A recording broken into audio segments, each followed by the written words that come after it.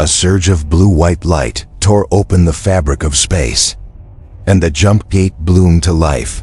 From that brilliant rupture emerged a single, human vessel, the UES Sparrow, sliding into the Varanthos system with quiet precision. On the bridge, Commander Daniel Harris stood motionless, hands clasped behind his back, eyes fixed on the main display. What he saw caused a tight knot to form in his stomach. Though his expression never betrayed it, space around them was crowded. Hundreds of alien warships drifted in silent formation, their hulls glowing with alien energies, their silhouettes vast enough to blot out entire constellations. Some vessels were so enormous they appeared less like ships and more like artificial moons, casting long shadows across the void. This was the Galactic, Assembly's neutral system, a place officially dedicated to diplomacy and unity. In reality, everyone knew the truth. This gathering was never about peace. It was about dominance. It was where powerful species displayed their fleets, where military might replaced words, and where the galaxy quietly decided who would rule, and who would be ruled. At her station, Lieutenant Commander Lisa Monroe, Executive Officer of the Sparrow, studied the incoming sensor data as it streamed endlessly across her console. She had served alongside Daniel for 6 years, long enough to recognize tension even when he hid it well. "Commander," she reported evenly, "I am registering 347 vessels representing 37 interstellar species." She adjusted the display, enlarging one massive contact. The largest vessel belongs to the Kither Empire. Their flagship, Dominion of Stars, measures approximately 48 kilometers. Bow 2. Stern.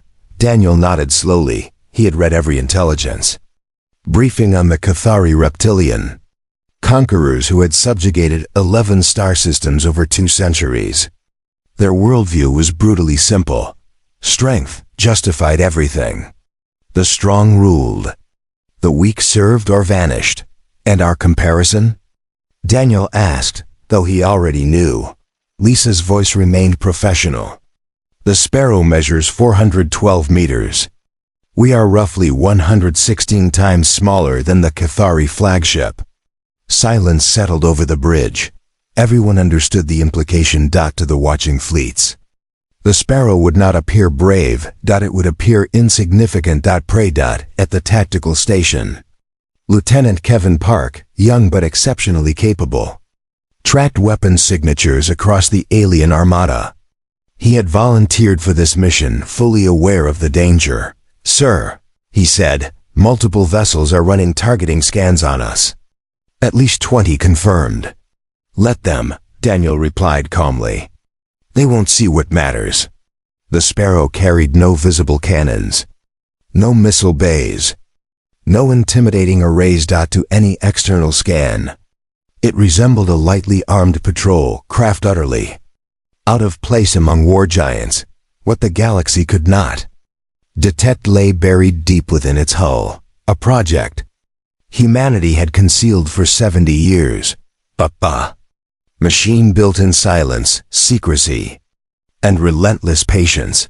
They called it the Convergence Lance. Far below the bridge, in the heart of the ship, Chief Engineer Maria Santos conducted her final system checks. She had helped design the Lance as a brilliant young cadet fresh from the academy.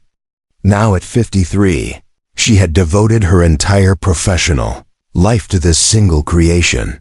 The Lance was not merely a device. It was her legacy. And today, it might redefine humanity's place in the universe. A sharp burst of static crackled across the bridge speakers. An alien voice followed, cold, harsh, and dripping with disdain. The universal translator rendered the words into English, but it could not soften the contempt. "Attention, unidentified vessel. This is the Dominion of Stars, flagship of the Kither Empire. Identify yourselves and explain why you have brought such a pitiful craft to the Galactic Assembly." Daniel straightened his uniform. Lisa opened the channel. "This is Commander Daniel Harris, of the United Earth Government vessel Sparrow," she replied.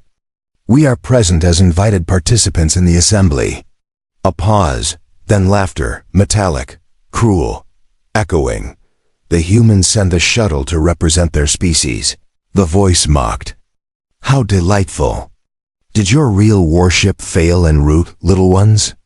More laughter joined in. Daniel realized the transmission was being broadcast. System-Y. The galaxy was listening. Ambassador Patricia Cole contacted the bridge moments later.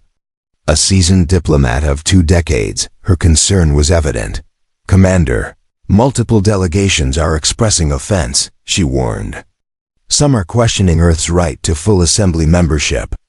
The massive Cathari flagship began drifting closer, its weapon nodes glowing ominously. What do you advise? Daniel asked. Patricia hesitated. We could claim this vessel as an advanced scout. Say our main fleet is en route. Daniel shook his head. We didn't come here to lie, he said quietly. We came to show the galaxy who we truly are. Soon after, a direct channel request arrived. High Admiral Zorkethan.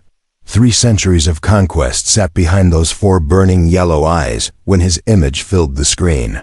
So, the Admiral hissed. You command the humans. I expected more.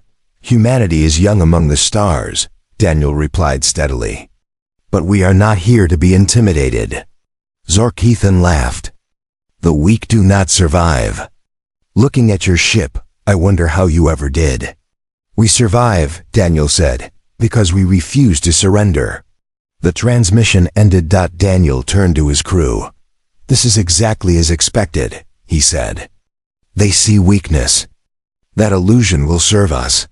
For 3 days the mockery continued. Every movement of the Sparrow was met with insults. The Cathari were relentless, but others joined in. Even peaceful species offered patronizing assistance.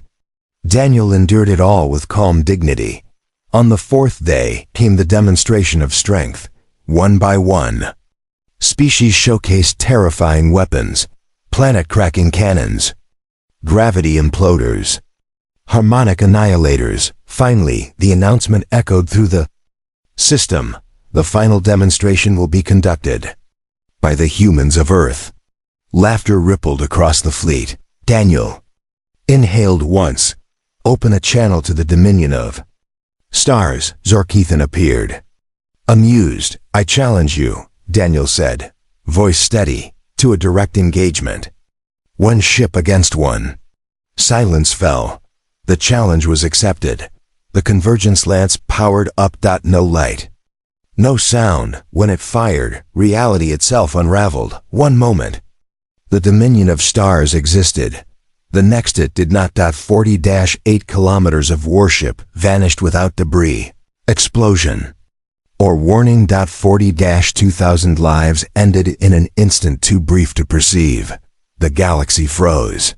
This is Commander Daniel Harris, he broadcast. Humanity prefers peace. But we will not be conquered. The Cathari fleet fled. The balance of power shattered. Months passed. Empires faltered. Treaties formed. Humanity rose not as conquerors, but as defenders. The Sparrow became a museum, its legacy etched into history. Daniel Harris eventually retired. Haunted but resolute. And across the stars, humanity learned what the galaxy never forgot. It is not the size of the ship that defines power, but the courage of those who command it. The end.